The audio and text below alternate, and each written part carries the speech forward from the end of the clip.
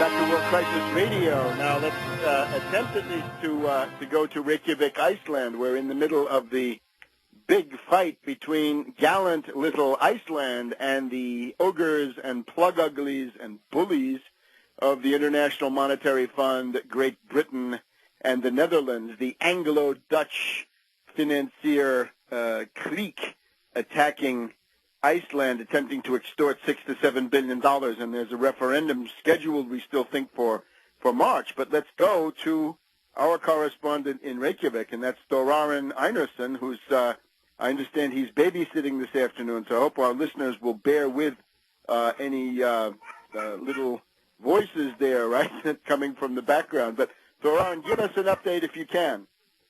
Yes. Well, the good news is that in new polls, the no is up into 67%, two-thirds.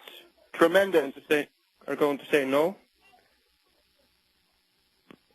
And you are one of the leaders of the no bloc, right? The rejection front against all of this.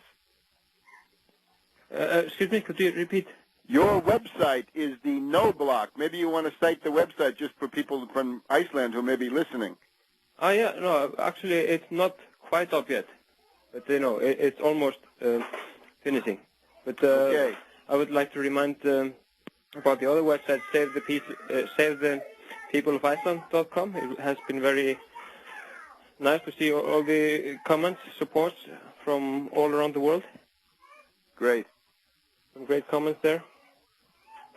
So what have we had? Have we had any significant meetings, articles, public statements, betrayals? Yeah, well, okay, maybe betrayals are on my mind now.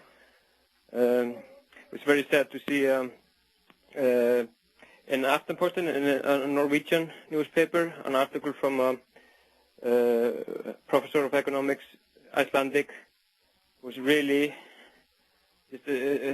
warning us about the consequences of not paying. And it's very sad to see Icelanders abroad, speaking against our interest. And also our Prime Minister, she has embarrassed us. She was just meeting now Barroso in Brussels. Barroso, of course, being the dictator or the top honcho at the European Commission. Yes. For Portugal. Yes, and the thing is that she did not. She didn't meet reporters after the meeting, like other heads of state usually do, except maybe dictators from Asia, as one reporter said. So she, she is very much criticized for not seeing the foreign press in generally, and it may be just because that she can hardly speak English, and she is she's been very much avoiding the press. I think she's just scared. And this is Jóhanna? Yes, Jóhanna Sigurðardóttir. Okay. Sigurðardóttir, more or less. Sigurðardóttir. Okay. And she's the Social Democratic Prime Minister, and the content of her Social Democratic labor doctrine is pay the debt. Yes, absolutely, and hurry up into the EU. Pay the blackmail. Pay the extortionists. Yeah, absolutely. That's her view. And another sad development that we get in the news now that Norway, or the government, is considering the possibility to actually pay ISAFE and give a loan to Iceland instead on a lower interest. And of course, the Icelandic government is very happy about that, possibility. It has not been, there is no, formal offers or negotiations, but this is actually seen as a possibility. I would be very sad. And still, also, we have the possibility that the referendum, of course, will be cancelled. There have been frequent meetings now. The heads of all political parties, and it didn't give any result. No results except just now. I think yesterday seems like they're reaching an agreement, but I don't know what that is about really. All right. So as far as we know, though, the referendum is going to be, what, the 6th of March? Yes, 6th of March. And so there is no campaign started. And the Minister of Finance has said that they are not eager to present their case until they have it more clear if they can reach a new deal in time. And so he's not so much worried about the polls that are showing 2/3 are going to say no.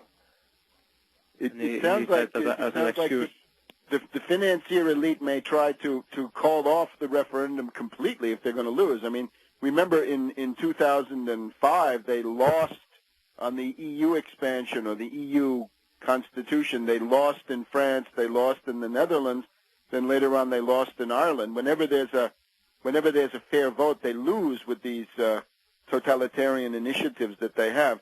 So they might try. They could say, well, we won't make it a referendum. We'll do it as a treaty or something like this. That's what they did with the Lisbon business. Yeah, the thing is that they could only cancel the referendum if they would reach a formal agreement with the UK and Netherlands. Mm-hmm. I mean, we all agree that we have to have this referendum, and we just cannot cancel it. And without there is a real agreement inside, and that the UK and Netherlands would officially reject what is offered now. I see. Now my suggestion would be, if you got something of a vacuum in terms of things going on, I would try to fill that vacuum even with small forces, right? If you can make a bold show of, putting 10 or 20 people into the Parliament Square there and make a ruckus, and you probably attract some other people who are up for any demonstration at all, that, might end up, if not on the local news, it might end up on the BBC or some international media. Yeah, I guess it would have to be a little bit, more and more unique. We have had, protest every Saturday, and it's getting thinner actually. Mm-hmm. That's because of, the general situation of the financial systems and the loans, and it's like the people are getting tired of the whole thing, and also, of course, ISAF has always been discussed. Many people are getting tired of the whole thing. And so, of course, we need to use our creativity and imagination for a breakthrough, effective breakthrough.